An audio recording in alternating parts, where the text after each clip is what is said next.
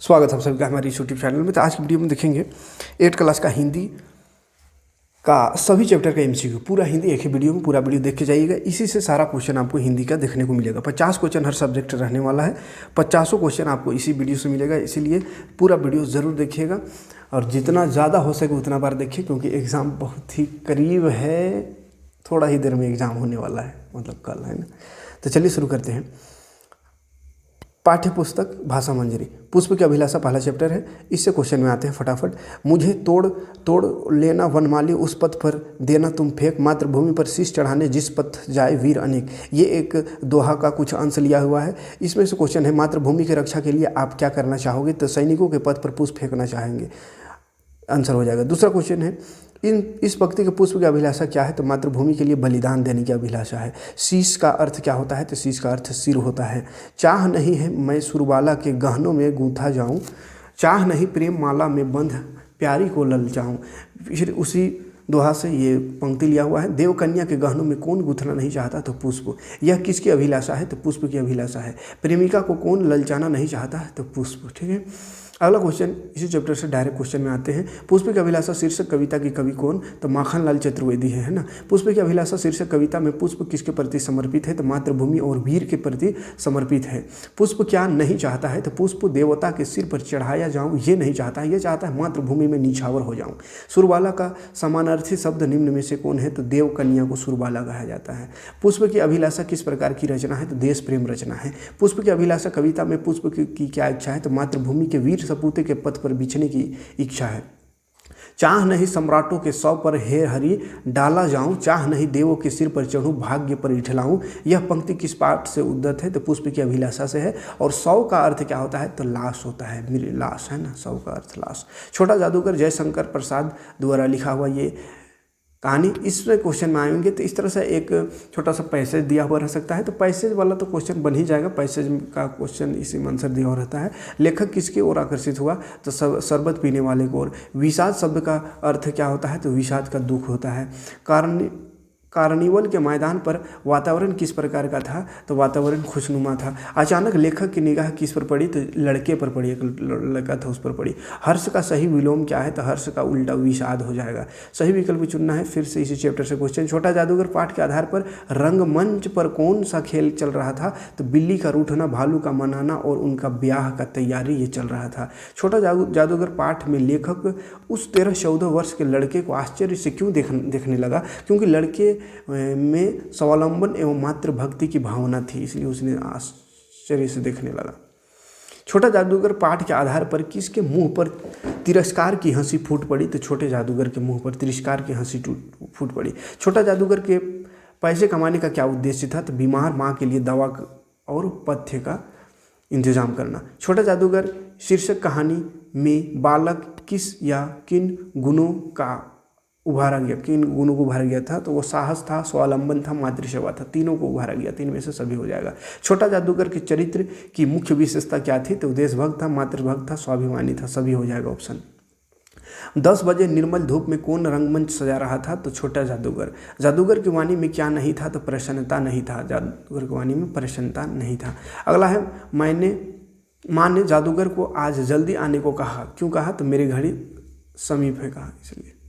मित्रता आचार्य रामचंद्र शुक्ला द्वारा लिखा हुआ ये उस चैप्टर का एक पैसेज है, गद्यांश दिया रहेगा चैप्टर का कुछ अंश, उसको पढ़ के आंसर देना है। तो सच्चा मित्र मिल जाने पर हम सामर्थ्य से बाहर का काम भी कर पाते हैं। हमें कैसे मित्रों की खोज करना चाहिए? तो जिनमें हमसे अधिक आत्मबल हो, ऐसे मित्र की तलाश करनी चाहिए। गद्यांश का उपयुक्त शीर्षक हो सकता है तो मित्र हो सकता है। सुग्रीव ने किसका पल्ला पकड़ा था? तो राम का पल्ला पकड़ा था।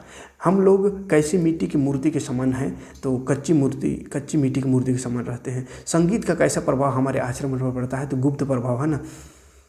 मित्रों के चुनाव के तरीके पर उसके जीवन का क्या निर्भर हो जाता है? तो सफलता। जैसा दोस्त रहेगा वैसे ही आप बन जाओगे, इसलिए सही दोस्त चुनो। सफलता आपका डिपेंड करता है आपके दोस्तों पर।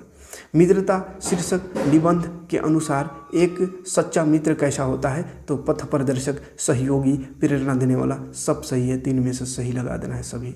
हमारा विवेक कुंठित ना हो इसके लिए हमें क्या प्रयास करना चाहिए? तो बुरे लोगों से मित्रता नहीं करनी चाहिए, है ना। पथ की पहचान अगला चैप्टर है डॉक्टर हरिवंश राय बच्चन द्वारा लिखा हुआ, तो उससे ये एक पैसेज जैसा दिया हुआ है, पाठ के से ही इसको पढ़ना है। इसके रचनाकार कौन है ये बताना है, तो डॉक्टर हरिवंश राय बच्चन। यह हिंदी साहित्य की कौन सी विधा है, तो ये कविता है। डॉक्टर हरिवंश राय बच्चन का ये कविता है ना। इस कविता में कवि ने किसे पहचानने की बात कही, तो पथ की पहचान, पथ को पहचानने की बात कही है। जिस जगह यात्रा खत्म हो जाएगी हम, यह भी अनिश्चित है, अनिश्चित कब सुमन, कब कंटकों के शर मिलेंगे, कौन सहसा छूट जाएंगे, मिलेंगे कौन सहसा, आ पड़े कुछ भी, रुकेगा तू ना, ऐसी आन कर ले। रास्ता ख़त्म हो जाएगी, यह अनिश्चित है, हो जाएगा, ठीक है।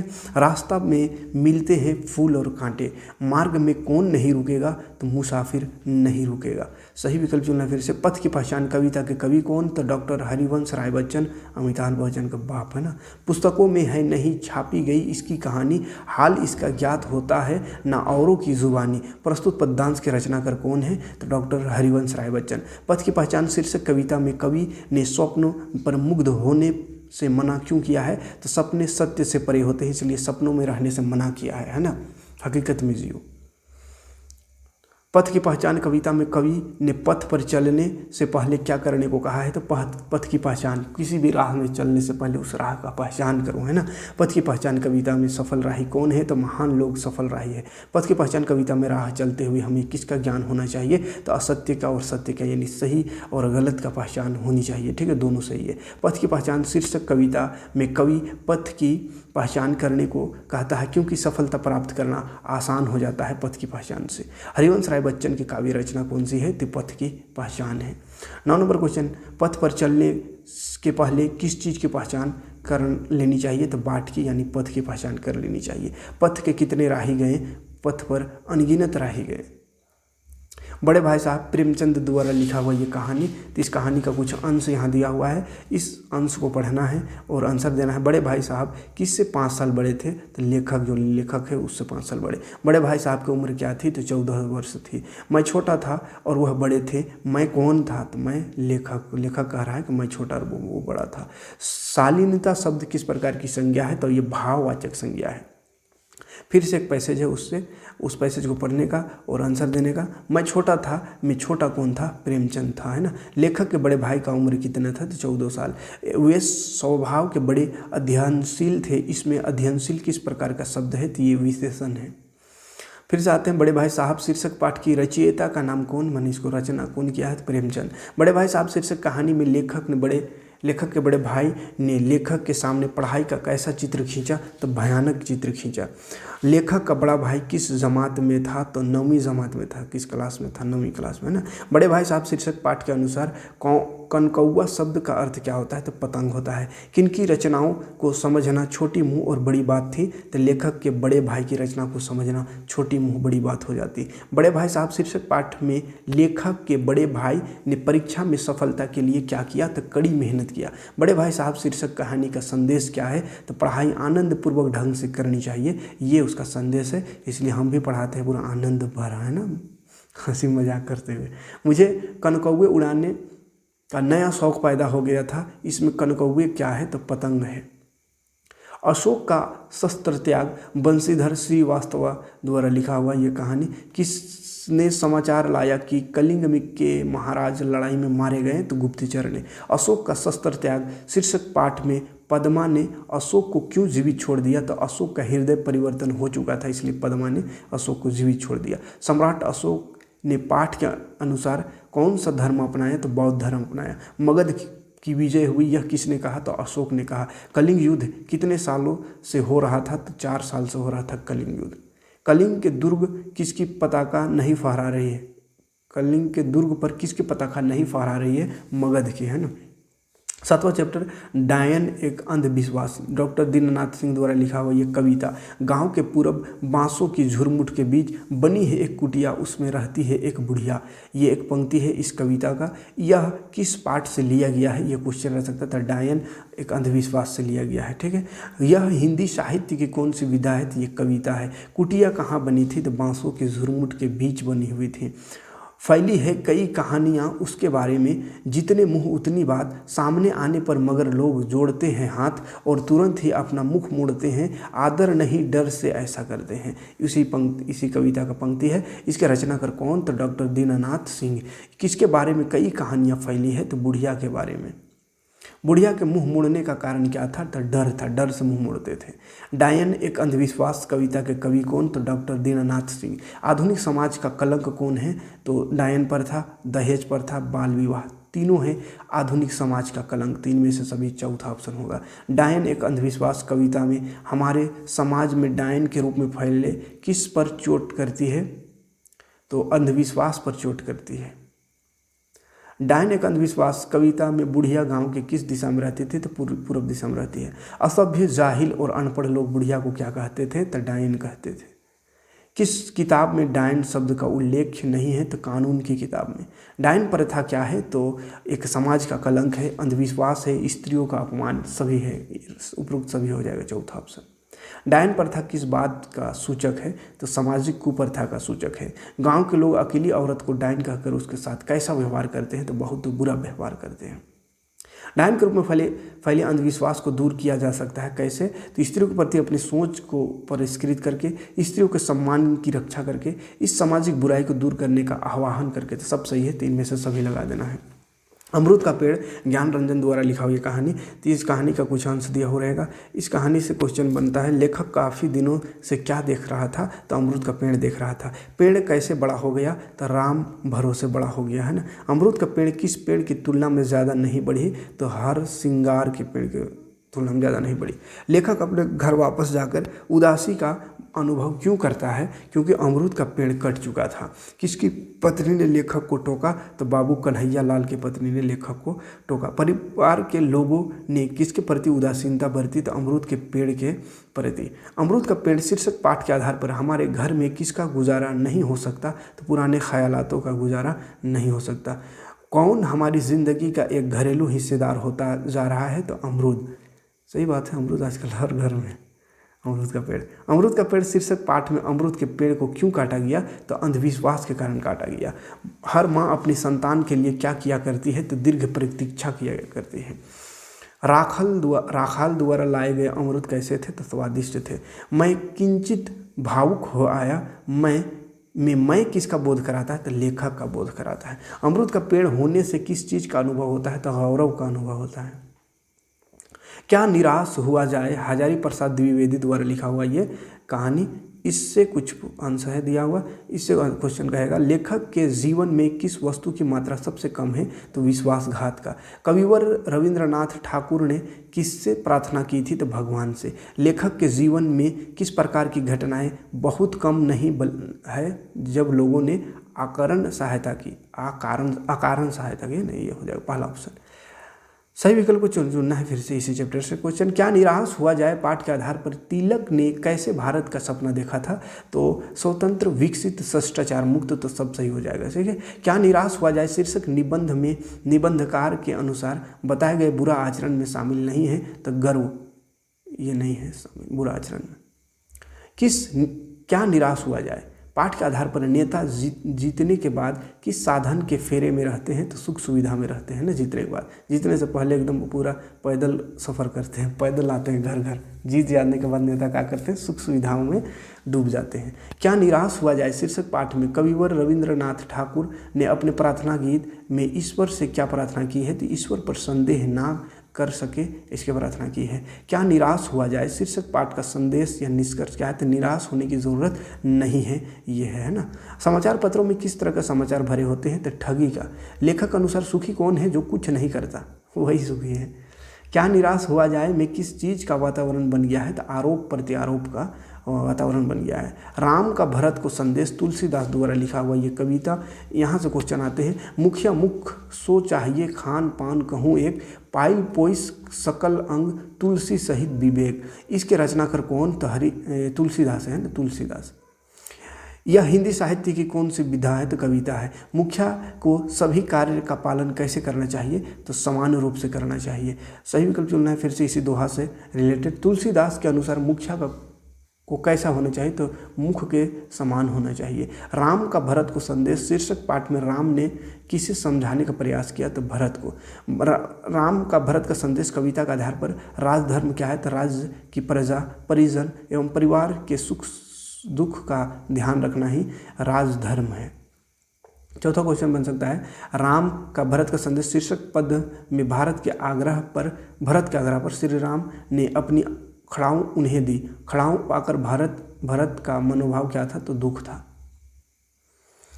राम का भरत का संदेश कविता में राम ने किसे समझाने का प्रयास करा, तो भरत को।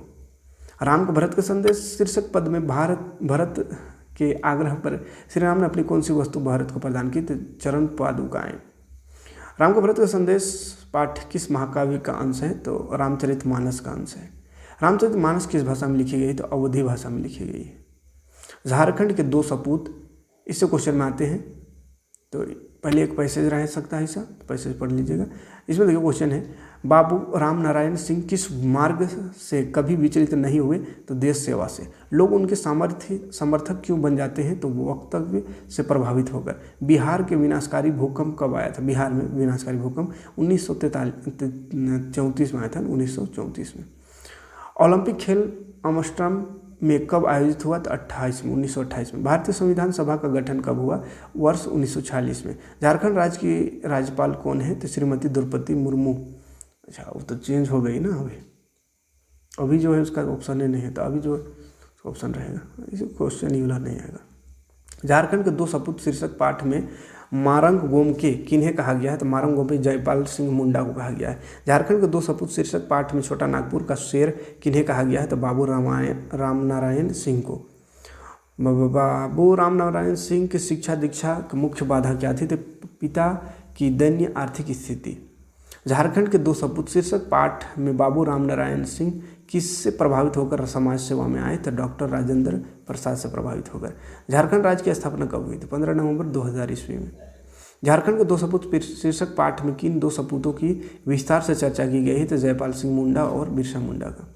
जयपाल सिंह का, बिरसा मुंडा का। बस की यात्रा हरिशंकर परसाई द्वारा लिखा हुआ, ये कविता कहानी टाइप में है, तो इससे भी पैसेज है, पैसेज से क्वेश्चन है। बस में कितने मित्र सवार हुए, तो 5। कितने लोगों को सुबह काम पर हाजिर होना था, तो 2 लोगों को। जब बस जबलपुर की ट्रेन के लिए किस स्थान पर पहुंचा देती है, तो सतना। बस की यात्रा शीर्षक पाठ कैसी रचना है, तो हास्य व्यंग्यात्मक, माने हंसी मजाक वाला।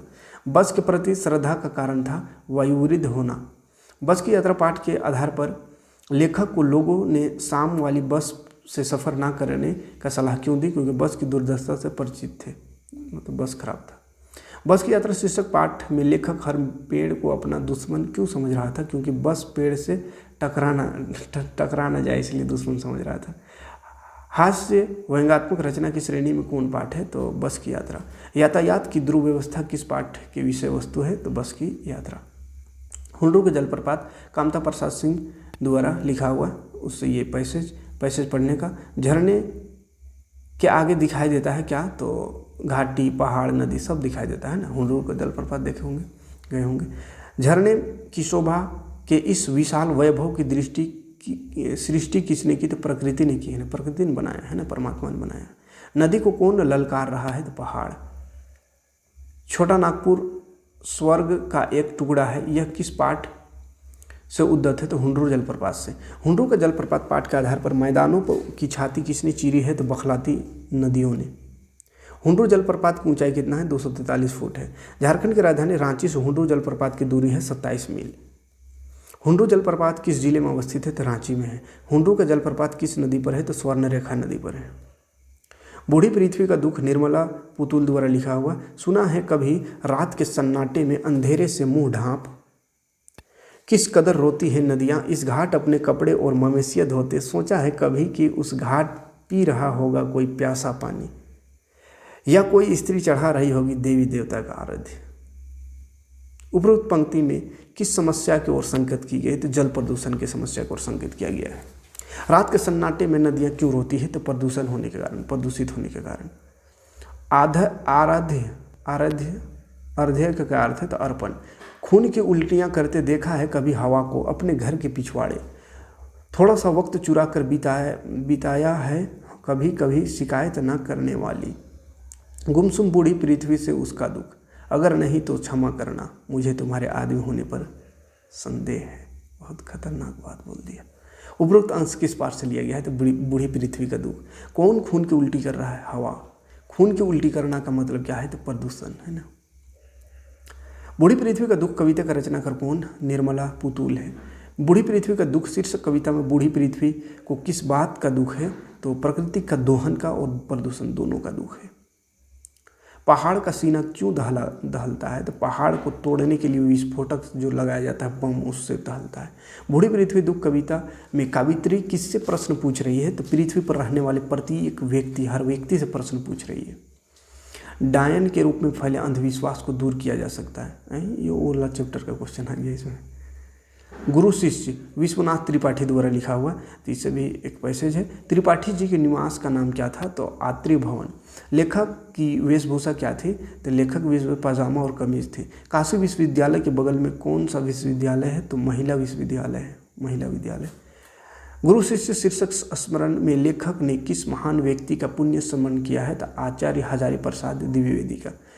गुरु शिष्य पाठ के अनुसार लेखक कानपुर से शर्म के मारे भाग आया था क्योंकि वो प्रथम श्रेणी भी नहीं ला सका था। विश्वविद्यालय के अंदर बहुत जगह खाली पड़ी थी ना, खाली पड़ी थी। ग्रामीण औरतों का मुख्य काम क्या था? तो घास काटना। गुरु शिष्य पाठ के आधार पर बनारस के आसपास के ग्रामीण औरतों की वेशभूषा क्या थी? तो लाल कथई रंग की साड़ियाँ। अपराजिता शिवानी द्वारा लिखा हुआ यह पाठ। कभी कभी विधाता हमें किससे मिलाती है? तो विलक्षण व्यक्तित्व से। विधाता को दोषी कब ठहराया जाता है? तो विपत्ति में। विधाता के अभिशप्त काया को कैसा दंड दिया गया? तो कठोरतम दंड दिया गया। अपराजिता शीर्षक पाठ के रचयिता कौन है? तो शिवानी है। अपराजिता पाठ में डॉक्टर चंद्रा निम्नांकित में से क्या बनना चाहती थी? तो डॉक्टर बनना चाहती थी, है ना। अगला, अपराजिता शीर्षक पाठ के अनुसार डॉक्टर चंद्रा को माइक्रोबायोलॉजी में डॉक्टरेट की उपाधि कब मिली? तो 1976 में। अपराजिता पाठ के आधार पर वीर जननी का पुरस्कार किसे मिला? तो शारदा सुब्रमण्यम को, है ना, शारदा सुब्रमण्यम को। अपराजिता शीर्षक पाठ में अपराजिता कौन है? तो डॉक्टर चंद्रा है। पन्ना पन्ना बोलता है, इससे क्वेश्चन में आते हैं। समाचारों से हमें किन क्षेत्रों के बारे में जानकारी मिलती है? तो विविधमन, सभी क्षेत्र, अलग अलग क्षेत्रों के बारे में। एक विषय से संबंधित समाचार प्रायः कितने जगह छापे जाते हैं? तो एक जगह। क्रिकेट मैच का परिणाम किस पन्ने को देखा जा सकता था? खेल समाचार वाला पन्ना में।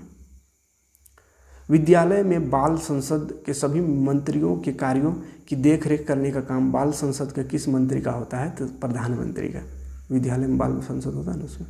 समाचार पत्र में संपादक किसके द्वारा लिखा गया लेख है? संपादक, तो ये संपादक के द्वारा लिखा हुआ लेख है। शिक्षा मंत्री किन कार्यों को देखता है? तो शिक्षा संबंधित कार्यों को। हम लोग का शिक्षा मंत्री चल बसा कौन बनता है, देखते हैं।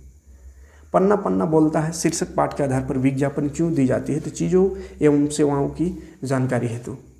तालाब बनता धर्म स्वभाव अनुपम मिश्र द्वारा लिखा हुआ कहानी, इससे भी पैसेज रह सकता है। किस में जीवन माना गया? किस में जीवन माना गया? तो तालाबों में। प्राचीन ग्रंथ में तालाबों को किस नाम से जाना गया है? तो धर्म स्वभाव के नाम से। प्रस्तुत अवतरण किस पाठ से लिया गया है? तो तालाब बनता धर्म स्वभाव से लिया गया है। तालाब बनता धर्म स्वभाव किस विधा से संबंधित पाठ है? तो निबंध है ये। तालाब बनता धर्म स्वभाव पाठ के आधार पर तीर्थ नहीं जाने वाले तीर्थ का पुण्य कैसे ले सकते हैं? तो तालाब बनवा करके। तालाब बनता धर्म स्वभाव शीर्षक निबंध में जुड़े भारत का प्रतीक किस तालाब को कहा गया है? तो बिंदु सागर को कहा गया है। तालाब बनता धर्म स्वभाव शीर्षक पाठ के अनुसार छत्रसाल के बेटे जगतराज ने बुंदेलखंड में तालाबों की मरम्मत करवाए थे। वे तालाब किसके द्वारा बनवाए गए थे? तो चंदेल शासकों द्वारा बनवाए गए थे। मधुबनी में आज भी तालाब को किस नज़र से देखते हैं? तो कृतज्ञता के नज़र से। तालाबों को धर्म स्वभाव क्यों कहा गया है? लोक कल्याण करने वाले एवं उनके स्वभाव के कारण। ठीक है, तो ये रहा पूरा हिंदी का MCQ। इतना क्वेश्चन देखी जाइएगा, इसी में से 50 को क्वेश्चन छपने को है। 50 नहीं, मतलब 30 रहेगा, 20 तो लगभग रहेगा ग्रामर से एस्से लेटर से। ठीक है, तो ग्रामर का भी अपलोड कर चुके हैं, ना देखो तो देख लीजिएगा। मिलते हैं नेक्स्ट वीडियो में। Thanks for watching. जय हिंद, शुक्रिया।